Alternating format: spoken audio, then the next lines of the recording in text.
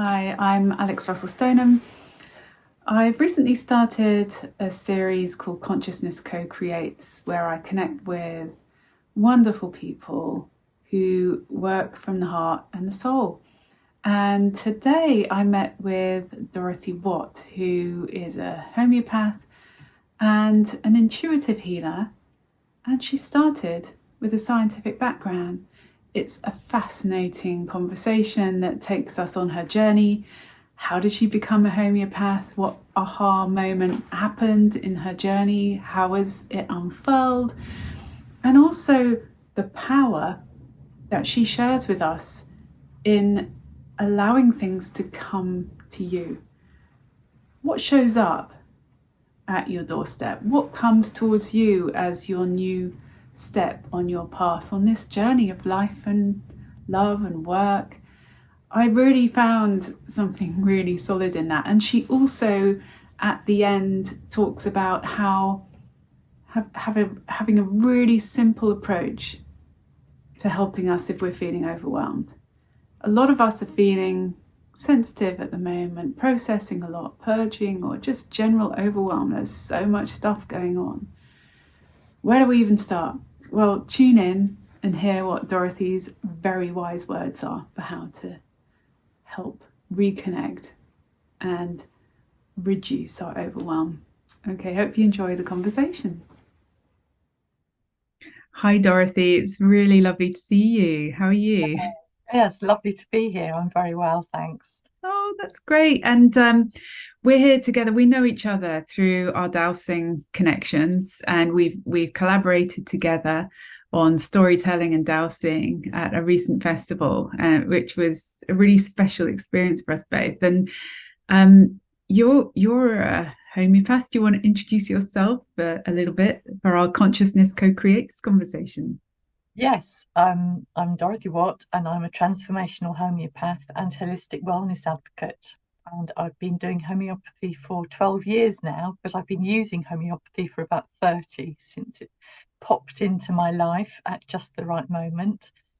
And so part of my mission is to help people see how homeopathy can is very scientific in its background, because I've got a science degree, so I can tie science in with homeopathy and similar disciplines to help people see how they can take responsibility for their health.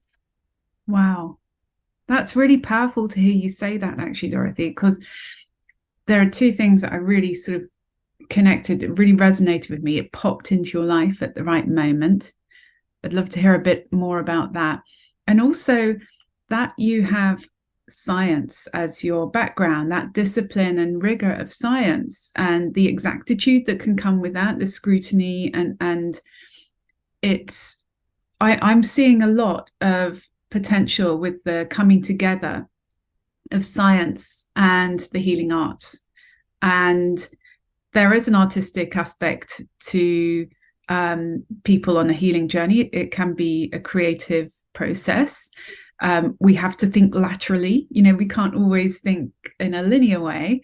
And great science, you can have to think laterally. It's a bit like the creative process where you iterate through with your discoveries, what works, what doesn't work, your research and the test and learn, R&D.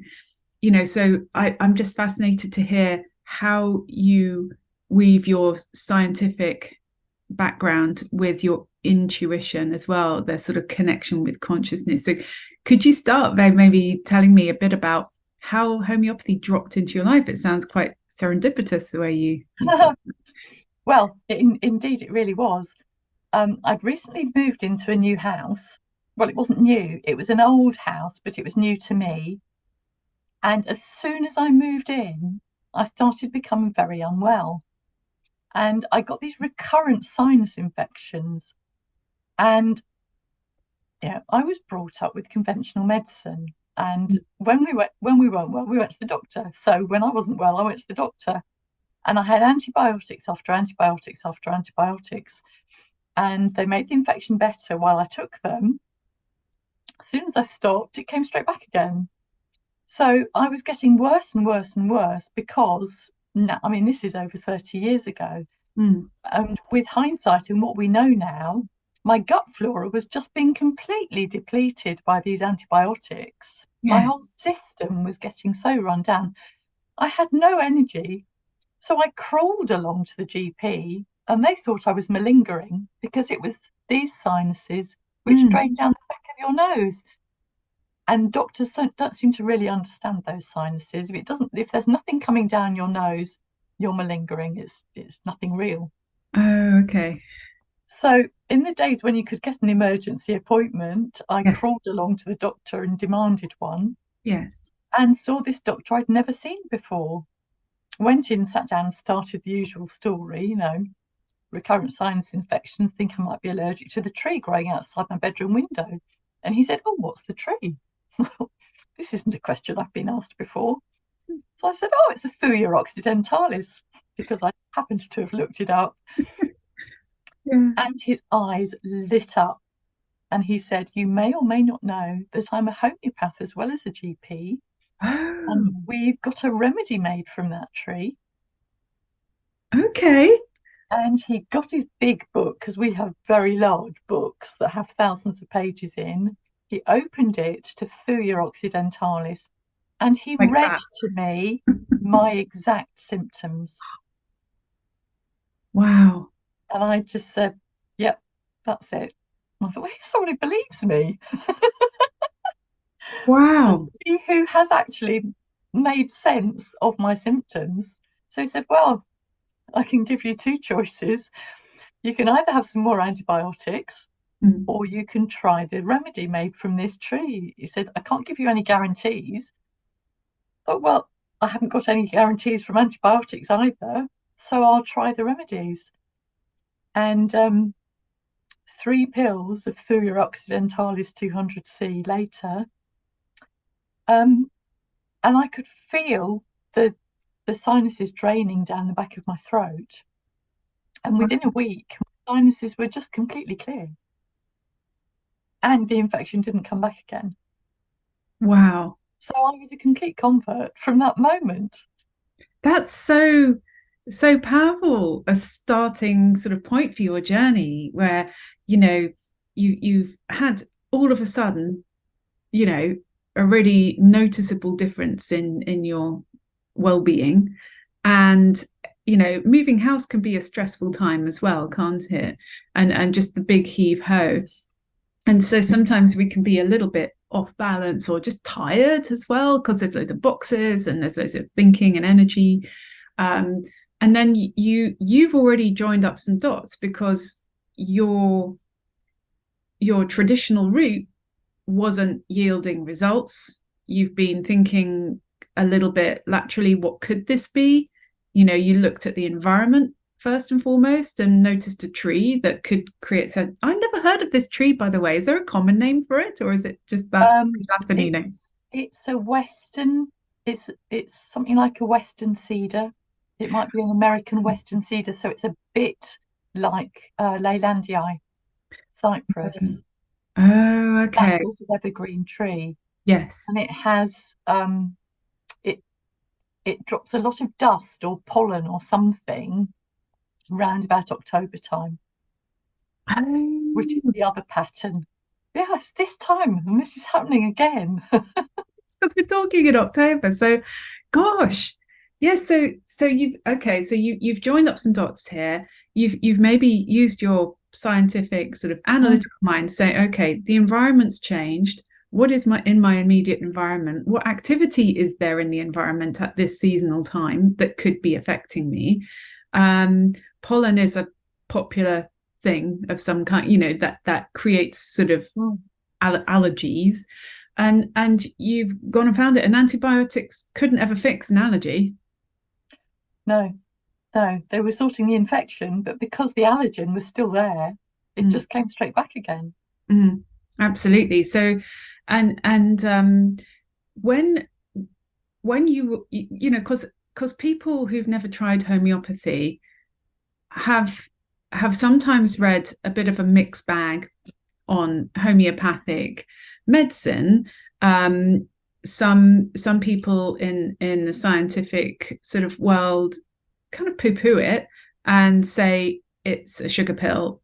And so even if you've never tried homeopathy before, at best it's going to really help on a systemic level.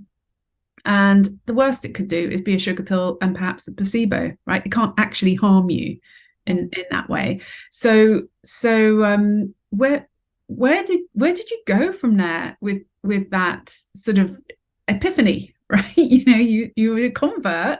I really was, yes. And I sought out other homeopaths, and I was treated with homeopathy sort of wherever I went, because from my perspective as a scientist, actually, there was evidence to support it. I'd never heard of homeopathy before, but the fact that this doctor was able to read back to me my symptoms suggested there was a really clear observation base to homeopathy. And that's where science starts, with repeated observation, which is where homeopathy starts.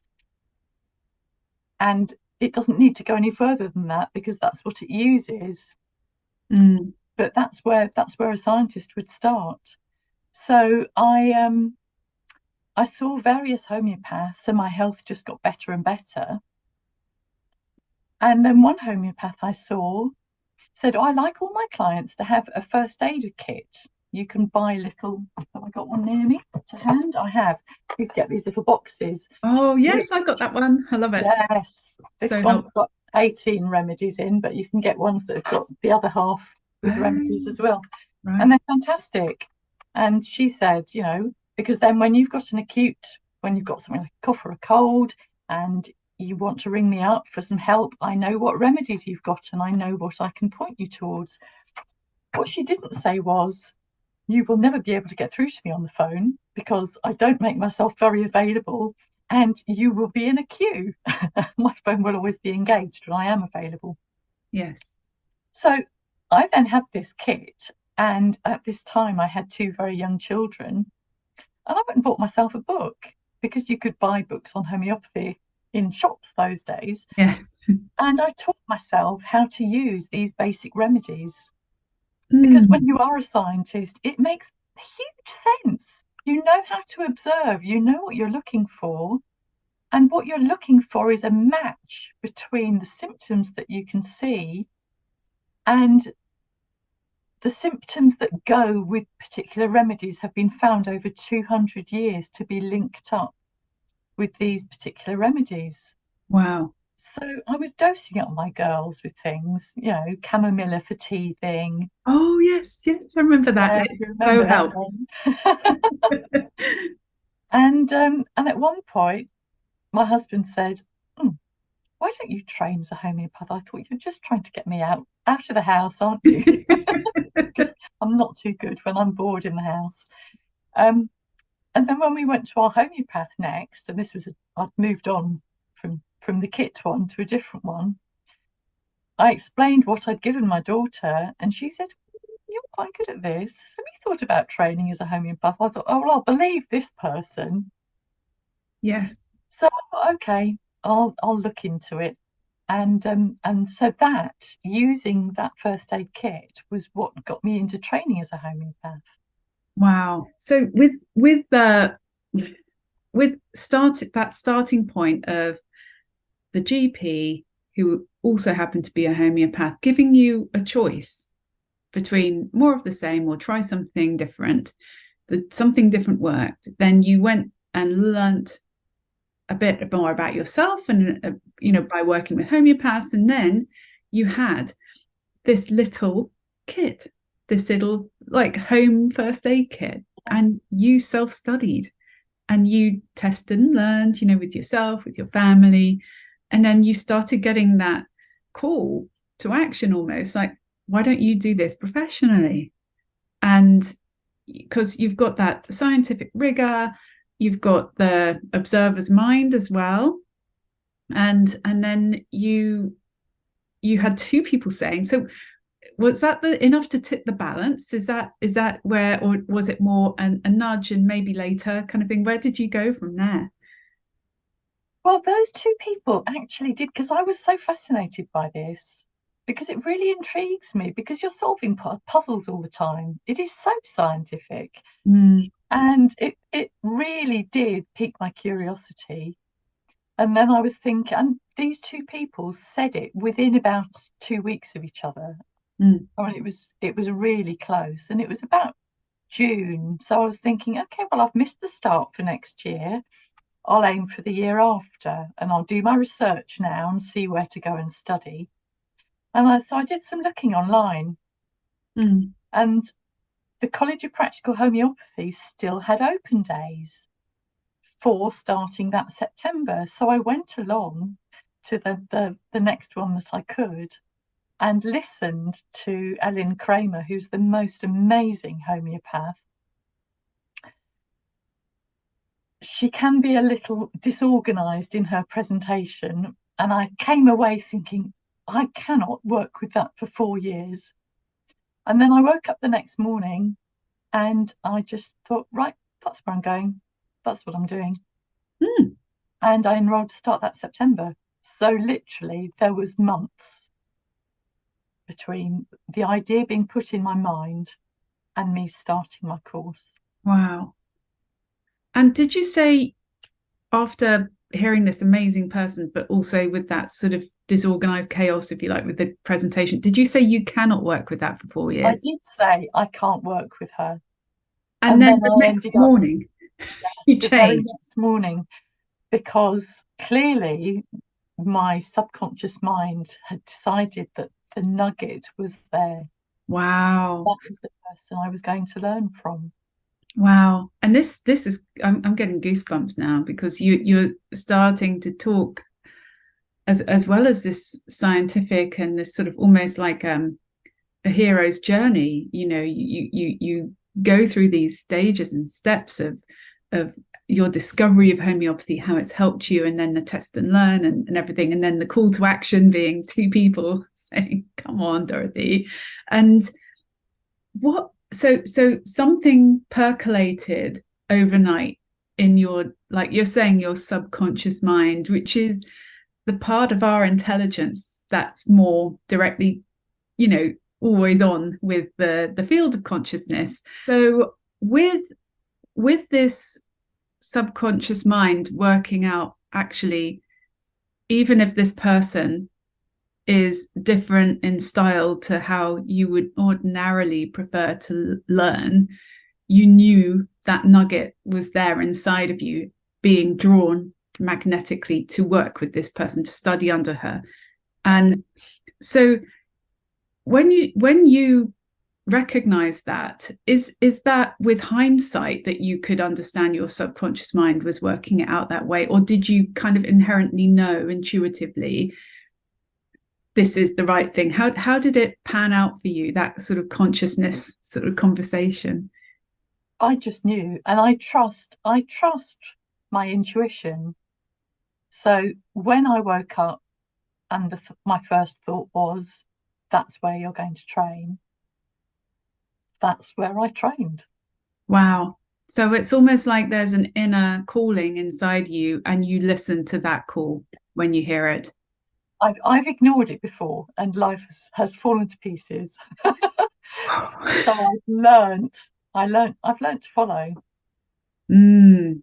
And where is that, where is that intuition? How have you used your intuition in your journey then? So you studied homeopathy 4 years. That's a very significant step.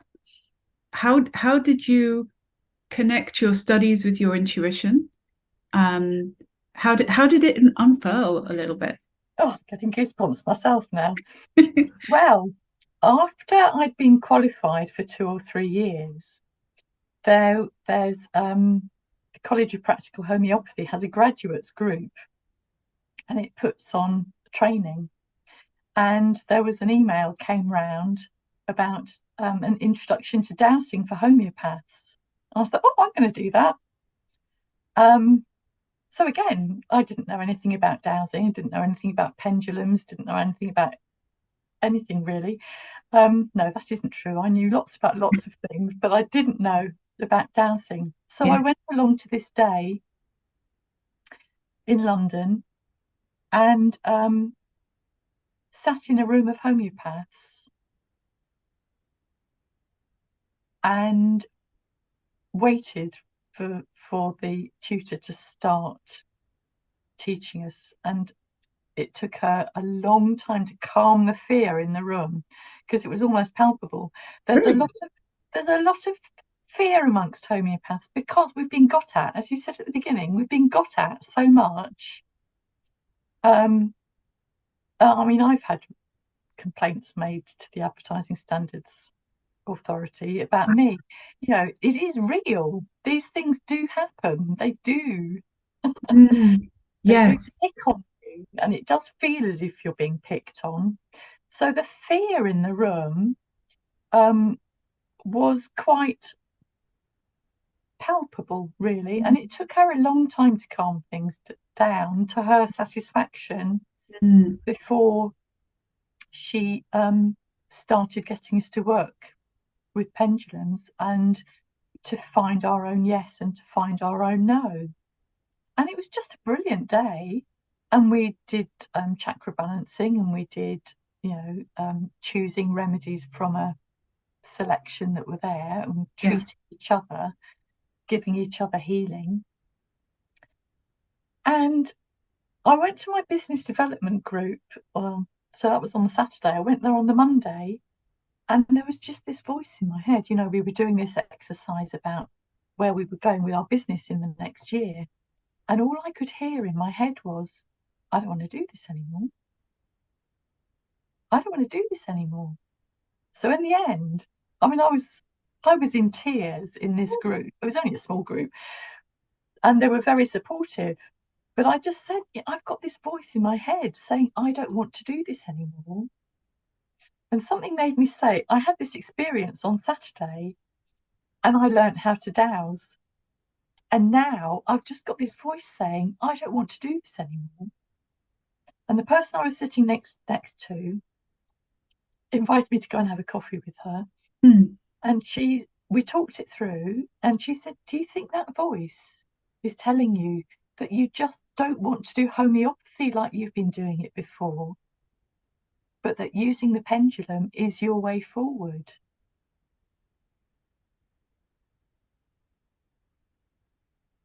And that's what I went with. And it was.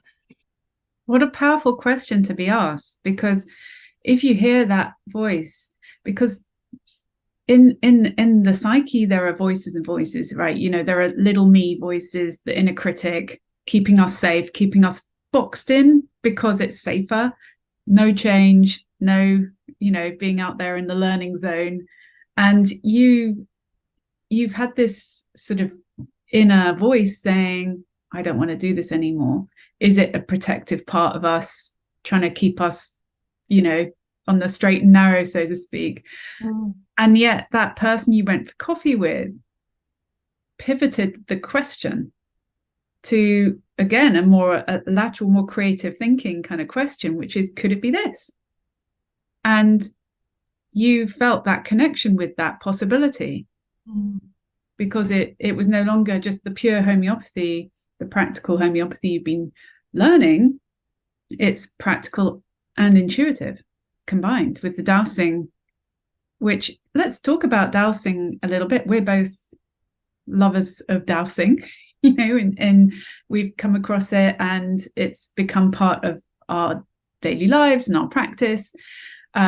We use pendulums, and it's a way of connecting with the field of consciousness, which holds all the information from all time. And we use an antenna, if you like, to show us visually what the answers are to our very clearly put questions. And actually, it can be a guide, and it can help us deepen our intuition with that feeling of connection.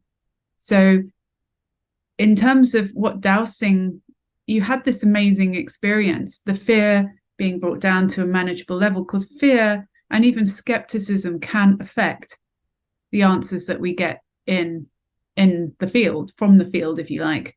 Wouldn't give because us any answers at all. yeah, because if we're feeling contracted, how are we going to get the right expansive answer, right? Yeah, And yeah. so how did you weave your intuition in to your dowsing and explore that and develop that along with, dovetailing it with your homeopathic practice? Well, there was quite a bit of trial and error, Mm. and because I came from a scientific place, and I was a very good head-based homeopath, because I liked all the solving the puzzles and the working out, so what would this remedy look like? What would the symptoms look like? What would they look like for this remedy, which is more close to what the person is showing? Yes. And I really loved doing that. So letting go of that, I found so hard. Mm. So the first thing I did, into my head popped, oh, toothpicks. So I got myself a set of toothpicks, and I started off and I just wrote the name of each of the remedies in this kit down onto an individual stick. And then I thought, well, those are too small. I'm not going to be able to read them, because I thought, well, can't be that one, because of what I know about the remedy means it can't be that. Mm. So I did it in a way that meant my head couldn't get in the way. Mm. I've completely forgotten I went through this step. So I just had my little sticks, and I used my pendulum and waited till I got a yes for one of those sticks, and then I looked at it and think, and most of the time you think, oh yes, I can see how that would fit. And so that was where I started. But then there are so many remedies, you can't have a toothpick every single remedy. It gets too unwieldy. Yes. So yeah, we have books, and when you dowse, you can actually use the index page of books Mm. to tell you where to go next. Wow. So that's a very good way of getting in past the detail. Mm. And another of our books that one describes the remedies, one's like the dictionary of the remedies, and the other one's like the encyclopedia for all the symptoms that you get. So the encyclopedia book, so there can be ailments from anger, Yes. is one of the rubrics there, which has got hundreds of remedies, hundreds of possible remedies under it. Wow. But if you just hold your pendulum with one hand and you run your finger down each row until you get to a row where you get a yes, and then you go on each remedy that's in that row in turn, you can find out which remedy is the one that is being indicated to you. Mm. And it's been so powerful. Yes. Yeah, so on a practical level, it's helpful because it helps you sort of wade through lots of different possibilities, because like you're saying, anger can come in so many different flavors. And anger, healthily expressed anger in the moment is a positive thing, as best as it can be directed, maybe, and channeled, if you like, to be expressed rather than destructive or attacking, let's say. And then there's that simmering anger where people have been building up resentment. There's sort of rage kind of anger where it's frothy red mist kind of thing, where it's triggering something deeper down. There's so much to look at and consider it, and it could easily be overwhelming to try and figure that thing out. And when we dowse, it naturally balances both brain hemispheres. So like you were saying, your conscious mind wanting to sort of solve the puzzles, just get the information and map it, and like that equals that. It's a very satisfying process to do. Yet when we're balanced with the other more creative side of our brain, we can tap into that intuition, tap into that deeper knowledge and wisdom that we don't have to hold in our thinking brain. We can just tap into using dowsing. So I guess that connection with your intuition through the dowsing process as well has helped in how you've developed as a homeopath. And so you said at the beginning you use intuition with health. You combine the two. So how does that work? How do you do that?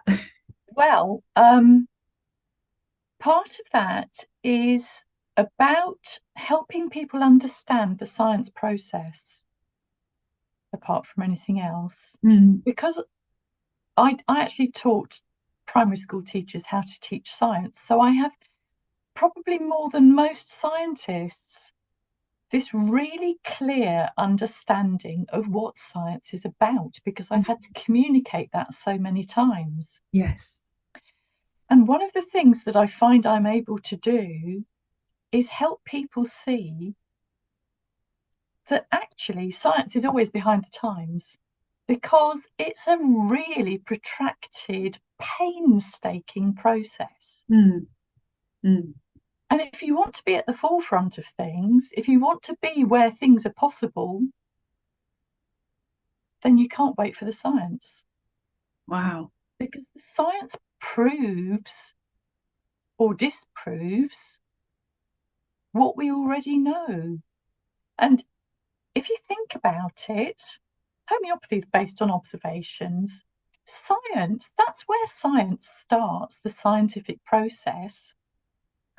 So the pharmaceutical industry, when it wants to come up with a new drug, what does it do?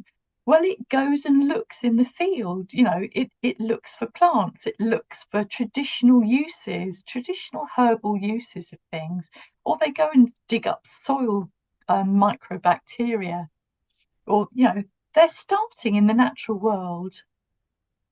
They're looking for an observed effect, and then they take that whole organism, the whole plant or animal, whatever it is, they take it and they extract until they can find what they consider to be the magic. No, I shouldn't use the word magic. The active ingredient. Right. Yeah. And then they will look at what the active ingredient does, so that they can say exactly what happens in the body when you use this substance.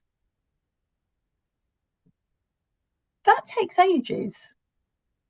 Mm. And also, the only questions that get asked are the ones that scientists want the answers to then, because science is a very reductive process. Mm. It doesn't have to be, but the way it's being used at the moment is very reductive. So if you've got a question that nobody wants the answer to, it's not going to be looked at, because it costs so much money and it takes so much time to do that. So science plods away in the background, and it will give you the answers to these questions.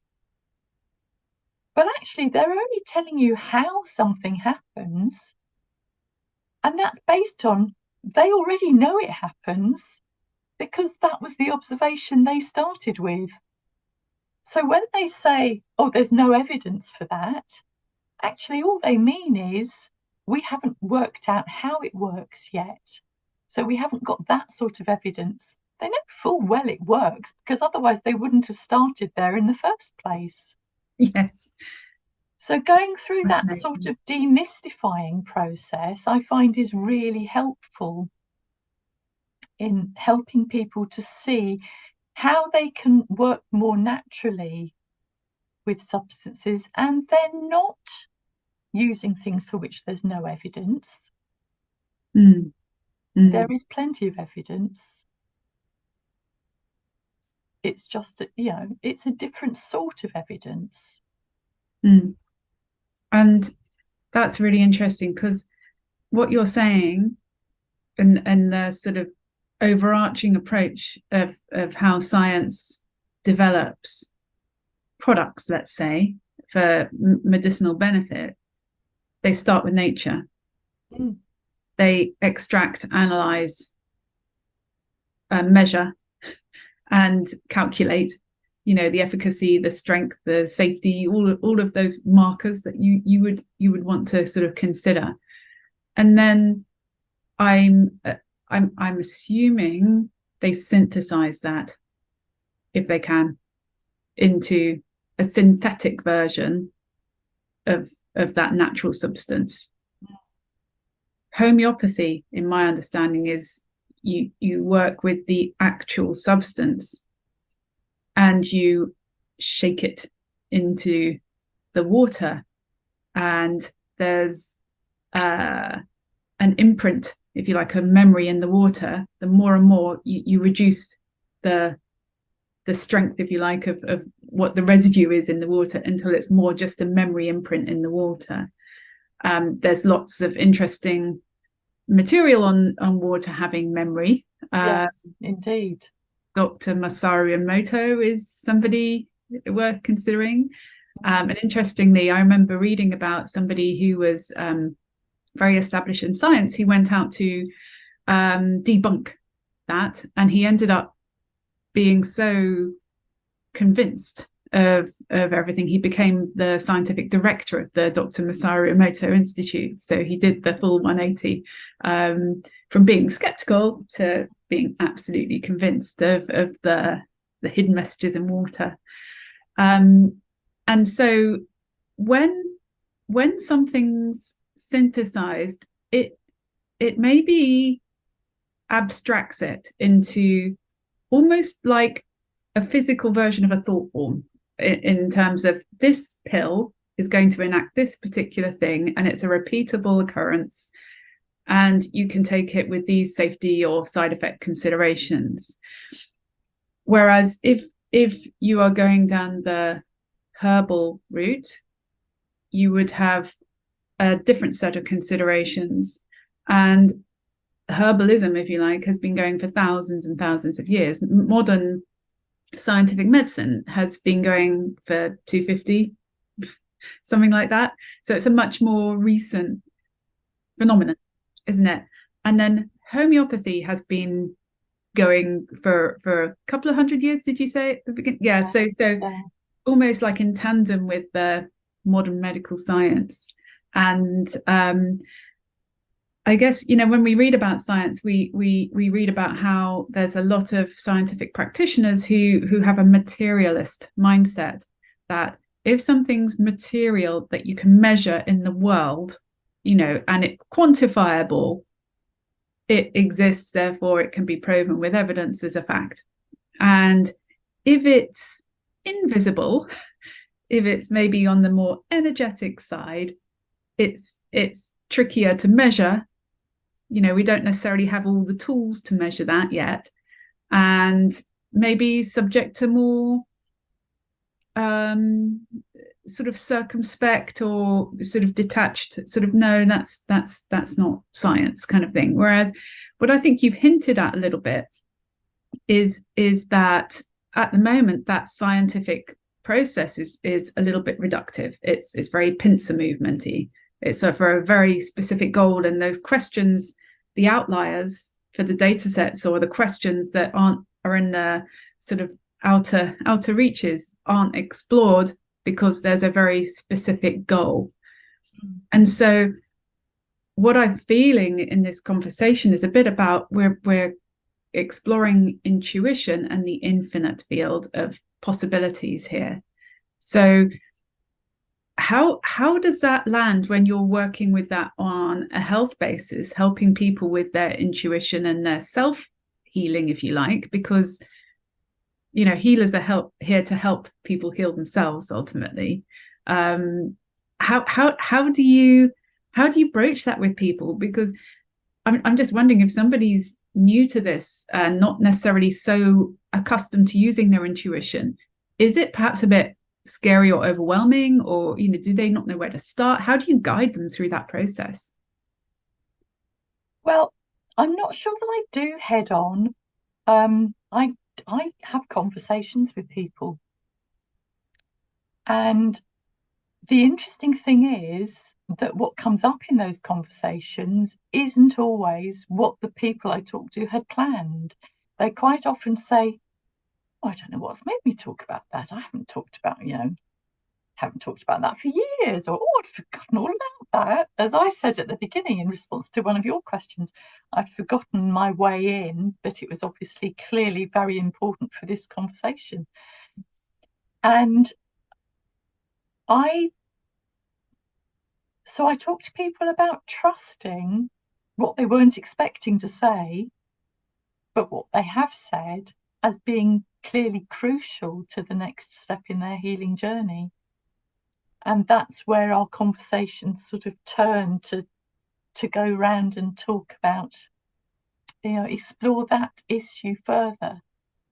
Because our bodies store our health histories, and we have, we're like an onion, so we're built up from layer after layer after layer of experiences, and each experience we have leaves an energetic imprint on us, and that's either going to show up as emotional symptoms or physical symptoms. And when somebody starts talking about something that they've not thought about for ages, it's like their body's saying, hello, I'm what needs thinking about next. Yes. That's the outside layer. So that's the sort of thing that I say to people. Absolutely. And that sounds like a very natural and organic process, the layers of the onions. You want to go through what comes up in the moment for the right reasons in the right order. You wouldn't necessarily go rah and go right to the center. It's not necessarily congruent, and it could be really stacked in a really strange way for people to, some people want to heal quickly and they want to get it done, they want to move on and get back to normal. And well, yes, and it's people who are psychotherapists and counselors actually are some of the more challenging people to work with, because they'll say, I've got abandonment issues, or I've got abandonment issues is often one that comes up. But those abandonment issues, and we all have them, they come from really early on in our lives, if not from in our parents' lives or their parents' lives. These things pass through the generations. And they want to go so deep. And if you give them that remedy, they come back and say, oh, my aches and pains are so much worse. What on earth have you done? I haven't done anything. Yeah, they're for the brave, that kind of path. You will have to deal with the heavy hitting stuff if you go for the heavy hitting deep down solution right away. And I'm finding when I'm exploring maybe the intuitive or deeper meanings behind the current situation with my clients, it is like a dance with consciousness. Things come up in certain ways, in certain lights and in certain moments, and have certain feelings to them, and meeting them with a feeling or some words or some intention can really support, let's say, the birthing of that concept, and then just gifting it to the field of consciousness, for either to Mother Earth, for composting, or even to the altar of truth, for other people to benefit from that same healing process. It can be very nurturing, to, like you were touching on, that multi-generational sort of line of healing that's needed, especially in the heart. And something that I witnessed with the work that you do at the recent festival we were at, somebody you just simply had a conversation with that just naturally expanded into a meeting of hearts and minds, let's say.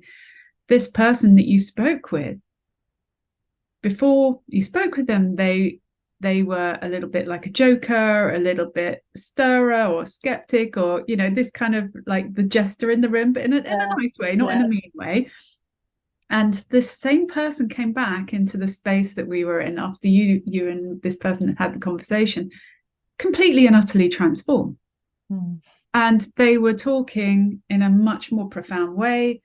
Their heart was just feeling really connected with how they were talking in that more deep knowing sense rather than thinking or playful sense. And they literally couldn't believe the power of what you had helped them to see just from a simple conversation. So I've seen this shift in action, Dorothy, with how you work. And it's very subtle, very powerful. Wow. So where do you think your intuition and this intuitive approach is taking you next? Have you got any more sort of bits of feedback about where you are to sort of develop or take this forward? Well, yes, I have actually. Ooh. And and I was introduced to it through the dowsing group when everything had to go on to Zoom during the lockdowns. There was a Zoom talk from a sound healer. It was about the acoustics of, I think it was the Kennet's Long Barrow. Mm. And he was saying, oh, and we've got these free resources on our website. So I thought, sound healing, that's interesting. I'll go and have a look at your website. And I downloaded their free Learn to Do Sound Healing with Your Voice, vocal toning. Oh, wow. So I thought, oh, well, this is interesting because homeopathic remedies, they're vibrations. Because they are so diluted, you are just left with a vibration, a unique vibration for each remedy that you work with. And I thought, well, sounds vibrations as well. I'm sure these two can fit together somehow. Yes. So the remedies that I make my own remedies on a machine. So they haven't been anywhere near any plants or animals, I will confess. And many homeopaths are the same these days. Some clever person has worked out, how to uniquely identify through electronic pulsing Oh, wow. homeopathic remedy. Amazing. So I thought, well, I can store my vocal toning in vodka. And then when I want to support someone's heart chakra, I've got the heart chakra toning here. I can just put that in my machine and then I can give them some sound healing at the same time. Wow. So it seems to be incredibly powerful. When Yes. it's indicated, I don't use it very often, but I know when it's indicated because my pendulum tells me that it is. Mm. And I'm going on to do more sound healing now. So I'm working with tuning forks. I'm learning to use tuning forks much more, and I can see the interface between homeopathy and sound healing they are just working hand in glove. And I'm Yes. so excited That's about the amazing. enhancement Yes. to the healing, because that's all I'm interested in. It's not another string to my bow. It's about intuitively working out what people need and having the armory to give it to them. Beautiful. That's that's really powerful what you've just said. It really is. And the the work that you're doing now to integrate sound, through your own vocal tones, which come from the very essence of you, and then also with tuning forks, which have such a clarity and purity to their vibrational resonance. And like you're saying, the vibrational essence of homeopathy and the resonance and the vibration you get from sound, weaving them both together is really stunning. And the sound essences I work with, actually, for some of them have homeopathy in as well. And so yeah, and Edgar Cayce, a renowned sort of spiritual sort of channeler and psychic from 1940s and 30s, he intuited that sound healing was going to be the healing modality for the 21st century. And for anyone who hasn't experienced sound healing, either with singing bowls, tingsha bells, gongs, gong bars, crystal singing bowls, and or even like toning voices, tuning forks, whatever speaks to you, it can be really transformational, and it can shake loose some of the old stuff in the cells that we carry around and without even realizing it, right? It can be a real literal bath, and it can take a number of days for it to completely travel through, right? It's quite a wonderful experience. So really recommend that. And so if people want to find out more about homeopathy, find out more about how you work, maybe learn from you. Do you do teaching? Because you said about the teaching background. Do you have any offerings like that? Yes, I teach people how to use these kits. Oh, great. So, yes, I have. I've got a website, which is dorothywatt.com. Right. And I've got a Facebook page, which is Dorothy Watt Homeopathy and More. And the and more is growing. Yes. Oh, lovely. Yeah, and I do regular courses of all sorts of lengths, and I have got an in-depth course, actually, a video course, which is on my website, teaching people how to use this so they get the most potential out of it, because you can do so much with 18 remedies. So why do I need thousands? Well, it's about precision, but the 18 remedies are just fantastic. Yes, amazing. And if, let's say, somebody's watching this, and let's say, because a lot of people are going through a lot right now, and there's a lot of overwhelm or a lot of processing and purging stuff through and out, and a lot of sensitive souls are kind of finding it really tricky to walk their walk right now. It's just, they're a little bit, is there any particular sort of signposting you might suggest for somebody who's feeling, let's say, overwhelmed? You mean a single remedy or a way forward? Or I'd say a way forward that could include a remedy. It's not just like popping a pill, is it, and then just fix the problem. It's more how would, if somebody's feeling overwhelmed, emotions are swirling all around, how would you suggest they consider approaching that intuitively, let's say? I would say that the first thing to do is to make sure that you are grounded, because the best way of getting round overwhelm, which is actually what I said to this person at the festival, is just connecting. And either, however you see source energy, I find it helpful to just think about the sun as being, because it's something that we can see, and the light, and just coming all the way through your body till it can come out through your feet and into the ground and then down as far as it can get.